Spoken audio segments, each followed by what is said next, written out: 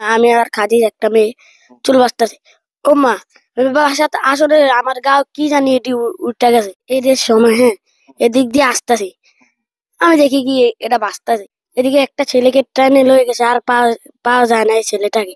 আসলে নাকি? আসসালামু আলাইকুম ওয়া রাহমাতুল্লাহি ওয়া বারাকাতুহু। আশা করি সবাই ভালো আছেন। আজকে একটা ইন্টারেস্টিং বিষয় আপনাদের সাথে শেয়ার করব। বিষয়টা হচ্ছে, এই যে পুকুরটা দেখতে পাচ্ছেন, এটা নাকি খুবই ভয়ঙ্কর। সত্য না মিথ্যা আসলে এখানে আমাদের এক ছোট ভাই আছে, ওর কাছে জিজ্ঞাসা করবো। তো আসলে আব্দুল্লাহ, তুমি মূলত কি দেখছো, কোথায় কি দেখছো? আমি আমি ওই পাশে যে দেখতেছেন কোনারের ভিতরে, আমি মাসখানি থেকে আগে রবিবারে এদিক দিয়ে আসতে, তখন দেখি একটা চুল চুল এদিকে মানে চুল দেখছি বাসে আছে। হুম। আবার মাসখানিক আগে এদিকে একটা ছেলেকে ট্রেনে লয়ে গেছে, আর পাওয়া যায় না এই ছেলেটাকে। আসলে নাকি? হ্যাঁ, অনেকই ভয়ঙ্কর এই পুষ্কিনীরা। তাই? হুম। তো এটা মাসখানেক আগে এরকম ঘটনা ঘটছে? জি জি। আচ্ছা আচ্ছা, তাহলে মাসখানেক আগে যদি ঘটনা ঘটে, হুম।